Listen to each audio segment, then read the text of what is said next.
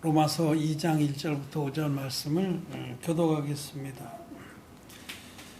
그러므로 남을 판단하는 사람아, 물론 누구든지 내가 핑계치 못할 것은 남을 판단하는 것으로 내가 너를 정죄함이니 판단한 내가 같은 일을 행함이니라. 이런 일을 행하는 자에게 하나님의 판단이 진리대로 되는 줄 우리가 아노라.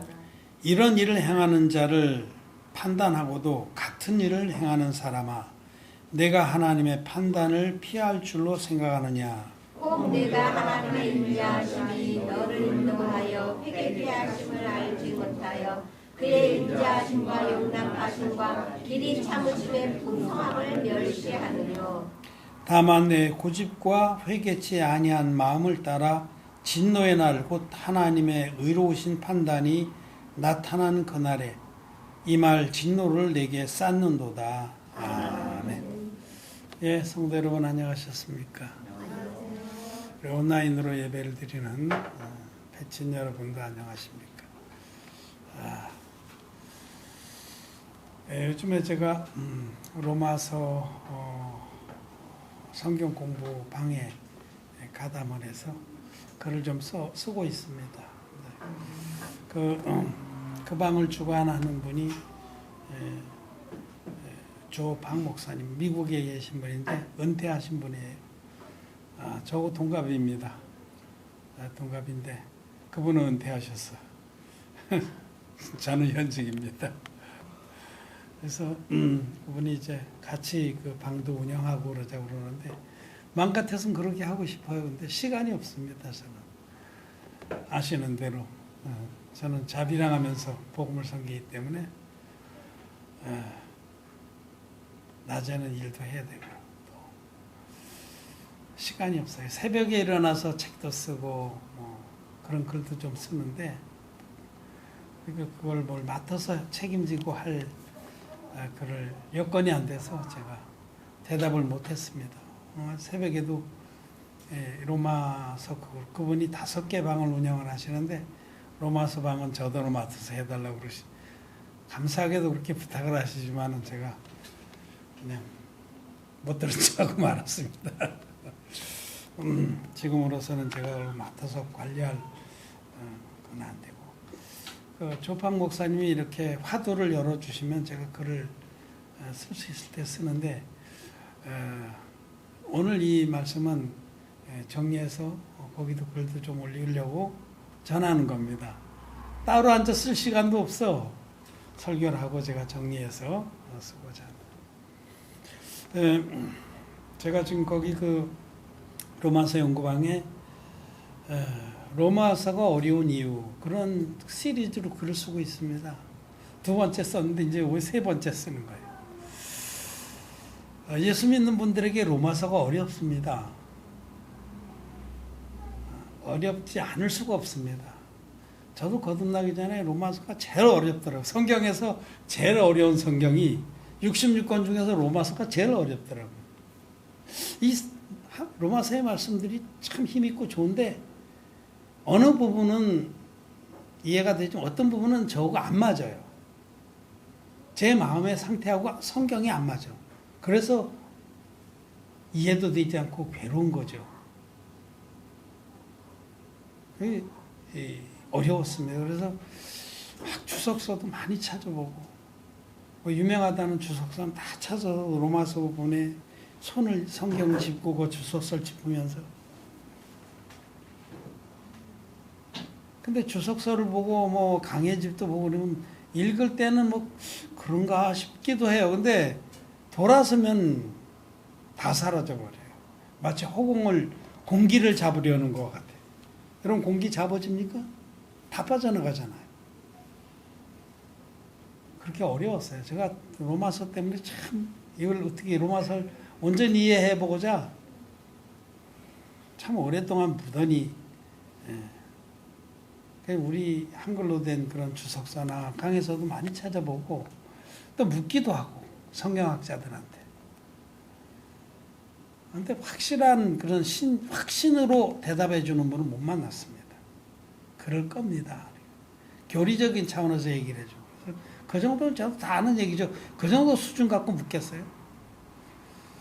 그래서 뭐 영문으로 된 그런 그 책들도 그 당시에는 지금처럼 뭐 아마존 이런 게 있어서 쉽게 책을 살 수 있을 때도 아니에요. 책 한 권 주문하면은 한 달 걸려서 오기도 하고 그럴 때 우리나라 책을 구할 수 있으니까 미국의 책을 구해서 읽기도 하고 정말 로마서를 좀 이해하고 또 로마서를 통해서 믿음을 온전히 세우고자 참 애를 썼던 기억이 납니다. 근데 그때는 로마서를 도저히 이해할 수가 없었어요. 그거는 마치 소경이 코끼리 만지듯 하는 것과 같은 겁니다. 거듭나지 않으면 로마서를 이해할 수가 없습니다. 이해를 못하니까 설명하는 것도 불가능한 겁니다, 사실. 그런데 거듭나지 못한 설교자들, 신학자들, 성경교사들이 로마서를 풀이를 하기 때문에 로마서가 점점 더 어려워지는 거예요. 말씀을 혼잡게 한다고 그래요. 고린도후서에서 사도 바울이 우리는 어떤 이들과 같이 말씀을 혼잡게 하는 자가 아니오. 거듭나지 못하고 말씀을 풀려고 그러면 말씀이 혼잡해집니다. 요즘에 제가 시간이 없어서 낚시를 못 가지만 전에는 시간 조금 있을 때는 가끔 낚시를 가는데 제가 가지고 있는 낚싯대가 시원찮아요. 낚싯대도 뭐 좀 비싼 거 사면 실도 무슨 뭐 합사라는 게 있어요. 난 그런 거 한 번도 써본 그냥 제일 싼 거 한 번씩 그냥 바람 쐬고 그래 합사 같은 건 잘 클려 나가는데 이 싸구려 릴은 이 선이 이렇게 그래서 잘못하면 확 던지면 이 실이 뭉텅이가 빠져나가. 그러면 확 엉키거든요.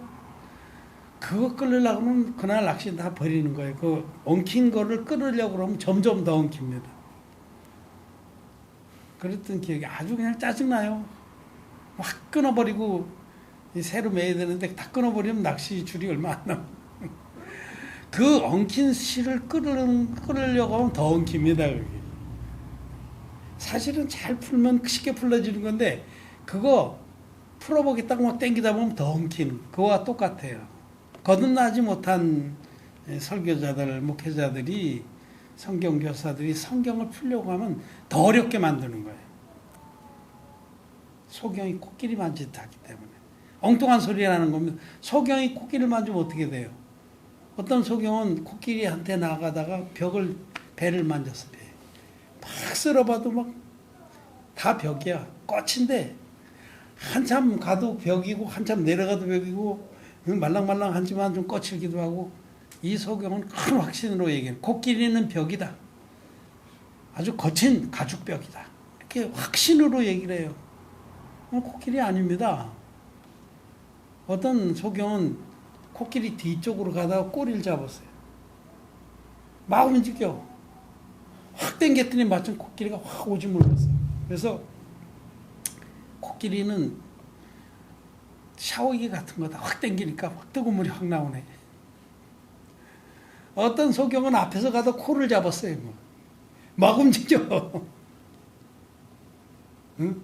이게 뭐 움직이는데 보통 막 몸이 들썩들썩해. 이 끝에서 막 더운 바람이 막 나오기도 해. 코끼리 무슨 소방 호수 같은 건데 야 그거 희한하대. 되게 힘이 세대. 여러분 소경이 코끼리 만지면 엉뚱한 소리를 하는 게 전부 다릅니다. 거듭나지 않은 자들이 로마서를 해석하고 가르치려고 그러면 말씀이 더 어려워지는 거예요. 첫째로 로마서가 어려운 이유는 거듭나지 않고 로마서를 해석하려고 해서 그런 겁니다. 이제 오늘 우리는 이 로마서가 어려운 이유 중에 하나를 또 말씀을 드리고자 합니다. 로마서가 어려운 이유 중에 하나는 저들이 이 로마서를 대하는 자들이 자기가 된 줄로 알기 때문에 그러는 거예요. 거듭나지 못한 사람들이 거듭난 줄 알기 때문에 로마서가 어려운 겁니다. 같은 말이긴 해도 5절 말씀을 한번 보겠습니다. 다만 내 고집과 회개치 아니한 마음을 따라 진노의 날 곧 하나님의 의로우신 판단이 나타난 그날에 이 말 진노를 내게 쌓는도다. 내 고집과 회개치 아니한 마음, 이것 때문에 로마서가 어려운 겁니다. 이 고집이라는 거 뭐냐면 자기가 옳다라고 확신하기 때문에 계속 밀고 나가는 걸 고집이라고 해요. 그 중에서도 아주 못된 걸 똥고집이라고 그래요. 조금만 각도를 틀어서 상대방의 말을 들어보고 다시 돌아보면 틀린 줄 뻔히 알 수 있는데, 그런데도 뭐 남의 말은 전혀 듣지 않고 귀를 막아버리고 자기 말만 자기 생각만 옳다고 그러는 걸 똥고집이라고. 기독교인들이 지금 이 고집 때문에 거듭나지도 못하고 하나님 앞에서 은혜를 입지 못하는 겁니다. 고집. 그 고집이 뭐냐? 죄가 있는데도 자기는 구원 받았다고 생각하는 고집입니다. 어떤 분이 그 칼럼에 거기 그 방에 들어와서 글을 장황하게 쓰셨는데 한참 내려가다 제가 읽어봐요. 쭉 읽어봅니다. 이분은 어떤 믿음을 가지고 있나. 읽어보니까 쭉 자기의 옳음을 많이 이렇게 쓰고 그랬는데, 우리는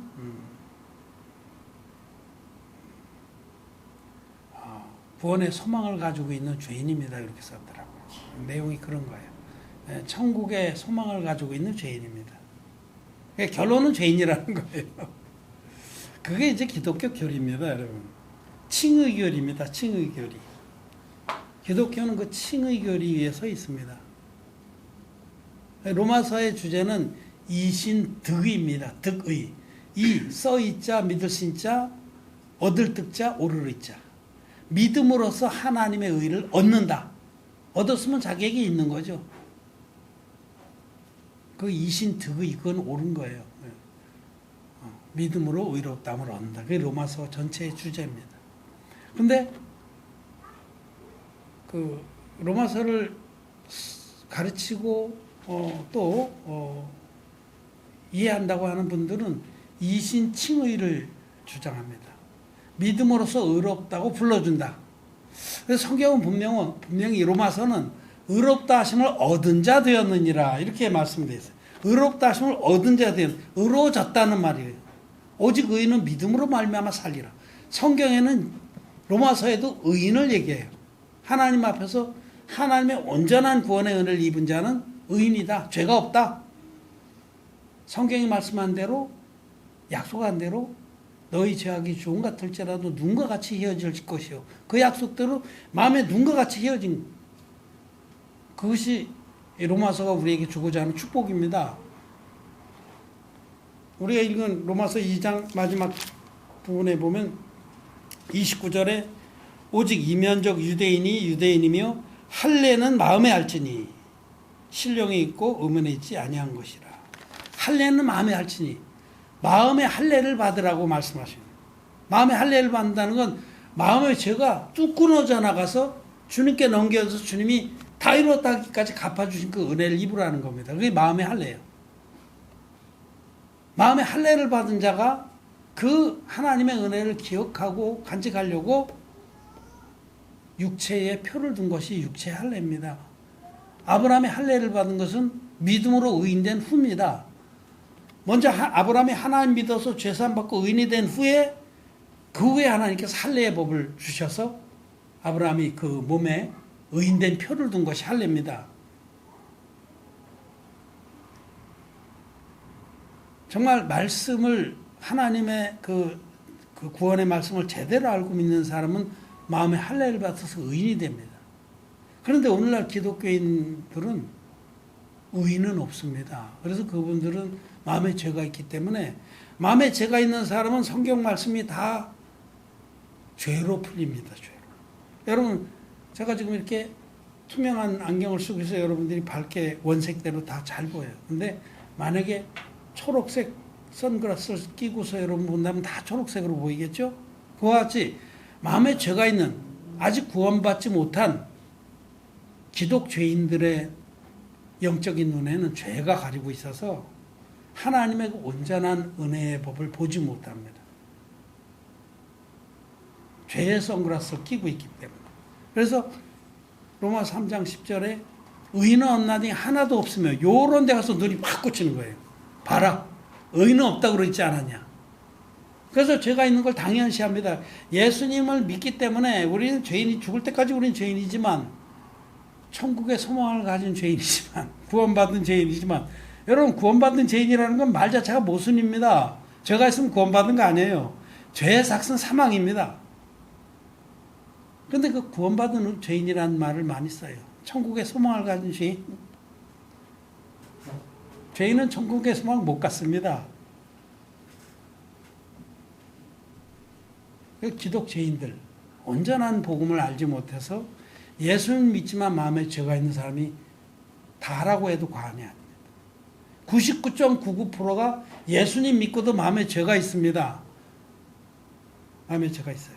그래서 거기서 마음에 죄가 있는 사람이 성경을 가르치려고 그러니까 자기는 마음에 죄가 있는데 성경엔 의롭다 하시면 얻은 자 되었다라고 말씀을 하거든요. 야, 그러면 이게 무슨 뜻인가? 믿음으로써 의롭다고 불러주신다. 죄는 있지만 그래도 예수 그리스도를 구세주로 영접해서 믿고 있는 그 공로, 믿었다는 그 공로를 인정해서 죄는 있지만 죄인이지만 의롭다고 불러준다고 믿습니다.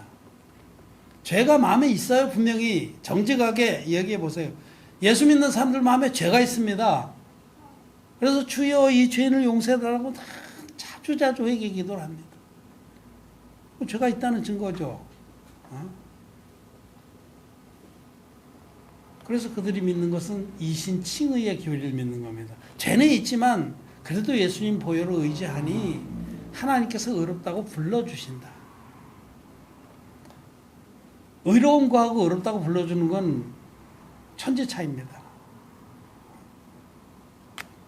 제가 미국에 가서 사역할 때 미국 면허증도 따고 뭐 그래도 말도 다 잘은 못해도 통하고 미국에서 차도 사서 운전도 하고 가서 사역도 하고 그렇지만 저는 미국 시민권이 아니었어요. 시민권자가 아니었어요. 영주권자도 아닙니다. 일정 기간 동안 들어서 일하고 또 그래서 한 번씩 들어와야 돼요. 한 번씩 들어와서 또 다시 나가야 돼요. 6개월에 한 번은 들어왔다 나갔다 해요. 근데 면허증은 미국 면허증 딱 있어요. 드라이버스 라이선스. 거기 사진도 바뀌어가지고.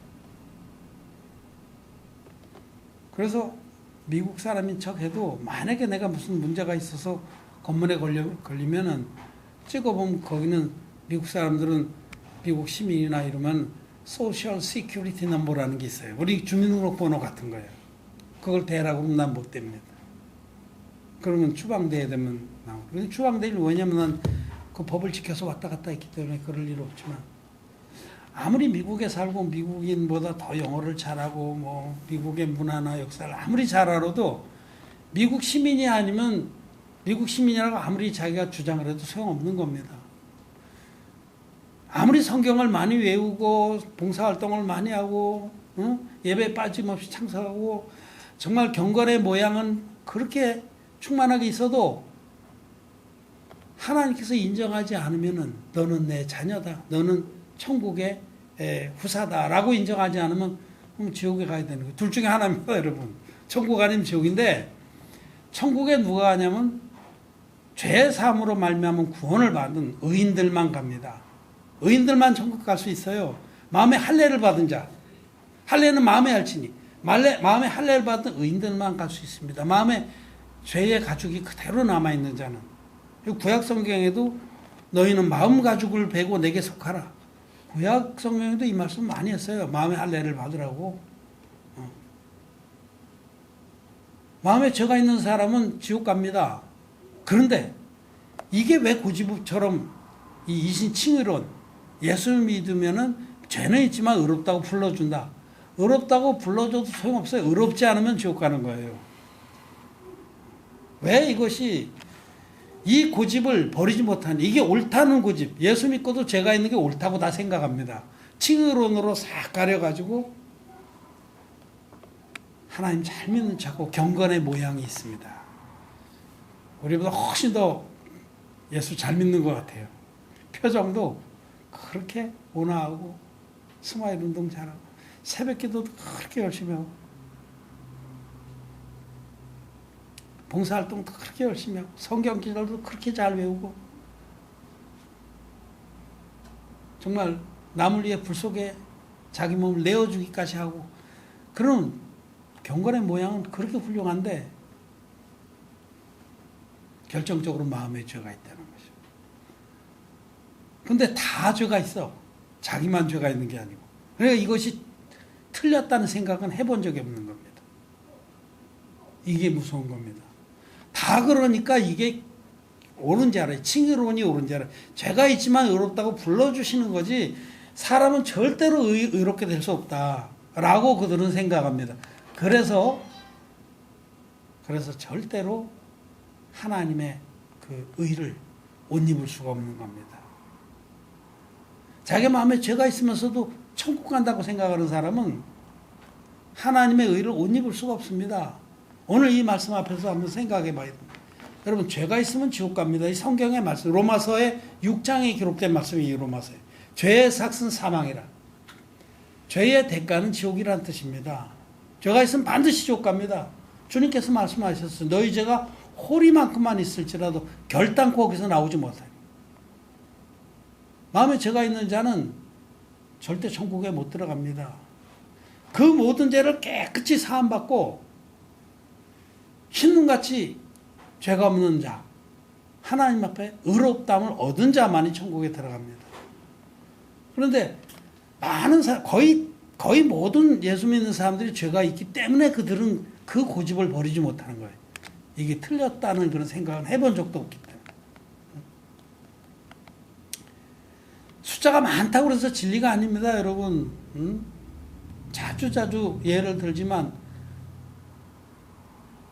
그 문예부흥 그 시기에 1400년대 그때에 그 유럽의 그런 과학 문명이 막 이제 이렇게 일어나고 그럴 때 코페르니쿠스라든지 갈릴레오 같은 분들은 의심을 품기 시작했어요. 그 에트노센트리즘이라고 하는 지구중심주의의 그런 세계관에 의심을 품기 시작했어요. 에트노가 아니라 이건 다른 거다. 그건 문화 하여튼 그 지구중심주의 게오센트리즘인가 그래. 그 지구가 모든 우주의 중심이다. 영적으로는 그럴 수 있어요. 왜냐면 하나님이 지구를 특별하게 만들었어요. 근데 과학적으로는 지구는 태양계를 돌고 한 행성에 불과합니다. 태양계가 항성이고. 그런데 그걸 발견한 거예요. 그리고 지구가 편편하다고 모든 사람이 믿었어요.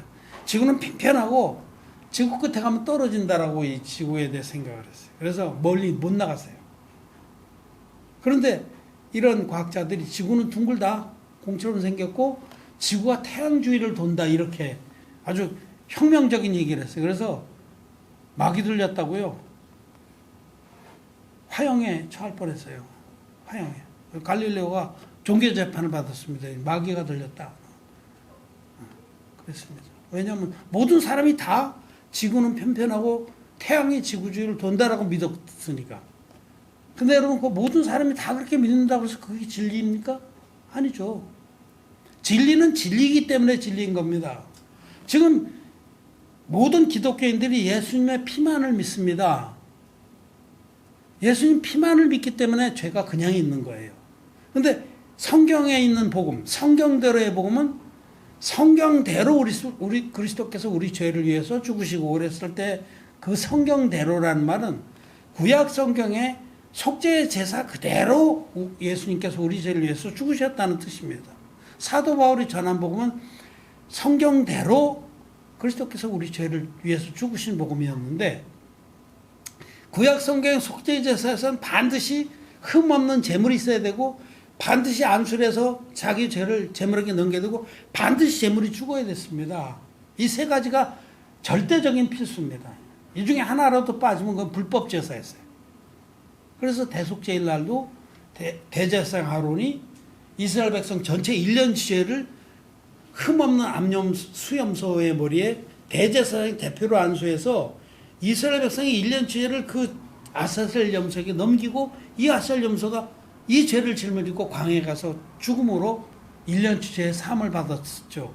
이 대속죄의 제사를 가리켜서 히브리서 10장에서는 율법은, 그런데 그 율법은 대속죄의 제사를 말이죠. 율법 속에 들어가 있는 거예요. 그것도 율법 속에는 순수한 의미의 계명과 제사법 이 두 가지가 들어있는데, 제사법도 율법입니다. 그 제사법 중에서 대표적인 제사법이 대속죄의 제사입니다. 그래서 히브리서 10장 1절에 율법은 장차오는 좋은 일의 그림자요 참 형상이 아니므로 해마다 늘 드리는 같은 제사로 나오는 자들을 언제든지 온전케 할 수 없었다 라고 할 때 그 율법은 대속죄의 제사를 말합니다. 해마다 늘 드리는 같은 제사, 그걸 말하는 거예요. 그래서 히브리서 10장 1절에 말씀하듯이 대속죄의 제사가 장차오는 좋은 일, 하나님께서 당신의 외아들을 아낌없이 제물로 내어주셔서 예수님이 자기 몸으로 드리실 한 영원한 제사의 그림이었다, 예고편이었다라고 말씀하는 겁니다. 예수님은 흠없는 제물로 오셔서 마치 대제사장이 아사셀 염소에게 안수해서 이스라엘 백성의 1년 죄를 넘기듯이 그 대제사장 아론의 후손이고 여자의 몸에서 난 종이 가장 큰 자인 세례 요한에게 예수님은 안수의 형식으로 세례를 받은 겁니다. 그래서 이때에 우리가 이와 같이 하여 모든 의를 이루는 것이 합당하니라 하시고 명령하셔서 세례를 받는데, 이렇게 해서 이와 같이 인류의 대표적인 세례원이 안수를 해서 그때 인류의 모든 죄가 예수님께 넘어가서 이 세상의 모든 의가 이루어졌다라고 성경은 말씀하는 겁니다. 그래서 이튿날 세례요한은 예수님을 가리키면서 보라 세상 죄를 지고 가는 하나님의 어린 양이로다, 그렇게 증언하신 겁니다. 예수님은 흠없는 제물로 오셔서 인류의 대표적인 안수의 형식으로 세례를 받아서 세상 죄를 단번에 짊어지시고 십자가에 가셔서 다 이뤘다기까지 피 흘려서 이 죄를 깨끗이 없애주셨습니다. 예수님이 하신 그 일을 일컬어서 사도 요한은 물과 피로 임하신 자니 곧 예수 그리스도라. 예수님은 물로만 임한 것도 아니고 물과 피로 임했다라고 요한일서에서 말씀하는 겁니다. 예수님은 우리를 구원하시되 성경대로 흠없는 제물로 오셔서 인류의 대표적인 안수를 받아서 세상 죄를 다 담당하고 세상 죄를 십자가에서 다 갚아주시는 구원을 베풀어 주셨습니다. 이게 진짜 복음이고 성경대로의 복음인데, 오늘날 기독교인들은 예수님 받으신 안수를 확 빼버리고 성령의 증거, 물의 증거, 피의 증거, 이 세 증거 중에 물의 증거를 빼버리고 두 가지만 믿습니다. 이건 불법입니다. 불법의 복음, 사이비 복음, 반쪽짜리 복음 믿기 때문에 이 복음의 역사를 맛보지 못하고 마음의 죄가 그대로 있는 겁니다. 예수님 받은 세례를 믿지 않으면 자기 죄가 예수님께 넘어간 적이 없기 때문에 그 죄가 그저 있는 겁니다. 그래서 기독죄인이 되는 겁니다. 다 기독죄이니까 그들은 자기들이 잘 믿는지 알아요. 마치 코페르니쿠스 갈릴레오 시대에 그 모든 사람이 지구가 편편하고 태양이 지구주위를 도는 거다, 그렇게 믿는 자들이 갈릴레오를 화형에 처하려고 그렇게 정죄했던 것처럼 그 똑같은 현상입니다. 예수님의 세례를 빼놓은 복음은 절대로 죄가 안 없어집니다. 자기 죄가 주님께 넘어간 증거의 말씀이 없기 때문에 그런 것입니다.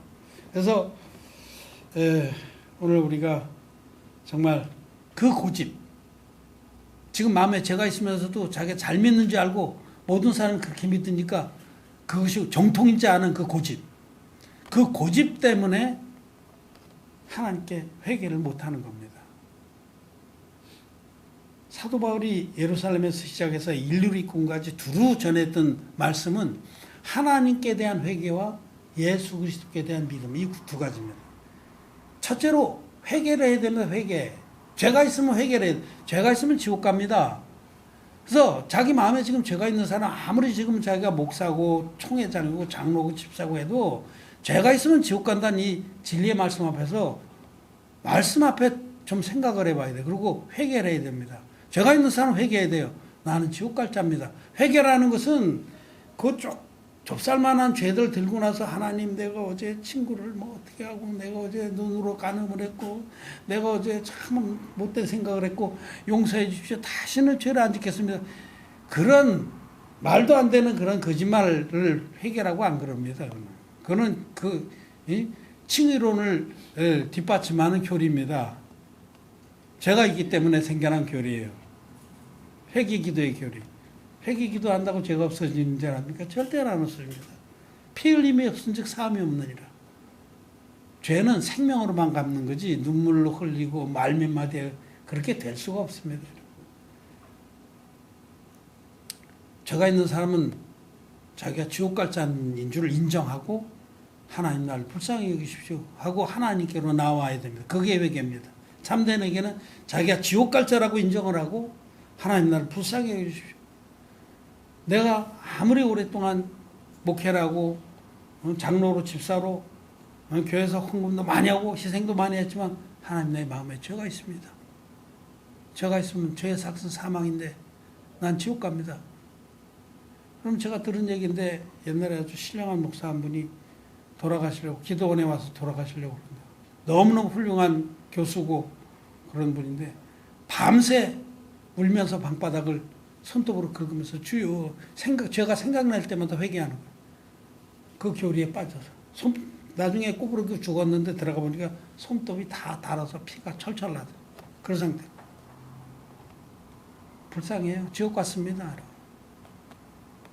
마지막 대개 천주교에서는 종부성사라는 마지막으로 회개기도 죄를 고백하고 또 사함받고 그러는데 그게 기독교가요. 종교개혁을 한 건 그냥 옷만 갈아입은 거면 똑같습니다. 여러분. 고백성사 제도가 회개기도로 바뀐 거에 불과한 거죠. 죄가 있으면 회개해야 됩니다. 지옥 간다라고 인정을 하고 정말 하나님 이 모든 죄를 사하여 주옵소서. 진리의 복음을 만나게 해주시고 그렇게 돌이키면 하나님께 대한 회개를 제대로 하면은 예수 그리스도께 대한 믿음, 진리의 복음 만나서 거듭나게 되는 겁니다. 우리 한 말씀만 읽고 정리하고 마치겠습니다. 출애굽기 23장 2절부터 3절 제가 한 절 여러분 한 절 그렇게 읽겠습니다. 다수를 따라 악을 행하지 말며 송사에 다수를 따라 부정당한 증거를 하지 말며 가난한 자의 송사라고 홍명되게 아멘. 여러분 다수를 따라서 민주주의는 다수결의 원칙이라고 하는데 민주주의에도 적폐가 많습니다. 사실은. 그래서 이제 그 고대 그리스의 철학자들 중에서는 민주주의는 무민정책이다 이런 주장도 하고 이게 차선책이다 그러기도 하는데 이 다수를 따라 송사도 하지 말고 다수를 따라 자기 옳음을 주장하지도 말라고 말씀합니다. 이거는 숫자가 많다고 진리가 아니다라는 뜻입니다. 진리는 진리이기 때문에 진리인 거죠. 하나님의 말씀만이 진리입니다. 그래서 다수를 가지고 뭐 정통이 아니 이렇게 따지는 건 성경적으로 옳지 않습니다. 그리고 가난한 자의 송사라고 편벽되이 두어하지 말라. 우리는 정말 심령이 가난한 자들이에요. 우리는 소수입니다. 거듭난 하나님의 백성들은 보잘것없습니다. 몇 명 되지도 않습니다만은 그들이 주장하는 바 이것이 진리입니다 하고 옳음을 주장할 때 그것을 아이고 뭐 한 조각도 안 되는 숫자가 뭐 이단이지 뭐 이렇게 하지 말라는 겁니다. 그리고 편벽대가 한쪽으로 치우쳐서 다수를 옹호하고 이런 소수나 이렇게 보잘것없는 무리들은 무시해버리지 말라는 뜻입니다. 여러분 숫자가 많다고 진리가 아닙니다. 진리는 하나님의 말씀이 진리입니다. 하나님 말씀에 기록된 증거만이 진리입니다. 우리는 고집을 버려야 돼요. 자기 고집을 버리고 고집 때문에 회개치 못하는 겁니다. 죄가 있으면 회개해야 됩니다. 마음에 죄가 있으면 지옥 갑니다. 저는 오늘 분명히 말씀을 드립니다. 여러분들도 주님께서 나와 여러분들에게 행해 주신 그 놀라운 완벽한 구원의 은혜를 빼버리면 우리는 지옥 가에 마땅한 자입니다. 주님께서 베푸신 그 완전한 구원의 의가 아니면 저와 여러분들은 지옥 중에서도 정말 가장 무간지옥에 떨어져야 될 자들이에요. 성철 스님이 한 말을 치면 무간지옥, 끝이 없는 지옥이에요. 그런데 주님께서 나와 여러분들을 하나님의 의로 덮어주셔서 결코 정죄함이 없는 자로 만들어 주신 겁니다. 로마서 8장 1절에 그러므로 이제 그리스도 예수 안에 있는 자에게는 결코 정죄함이 없나니 성경은 결코 죄가 없다라고 말합니다. 예수님이 행하신 그 한 영원한 제사를 믿는 자는, 믿음으로 그리스도의 의 안에 들어간 자는 결코 정죄함이 없습니다. 이것이 진리입니다. 그런데도 숫자가 많다고 그래서 예수 믿는 죄인이 무슨 큰 자랑인지 알고 기독죄인으로 고집을 부리는 자들은 회개하기를 바랍니다. 하나님 말씀 앞에 돌아보기를 바랍니다. 말씀을 마쳤습니다.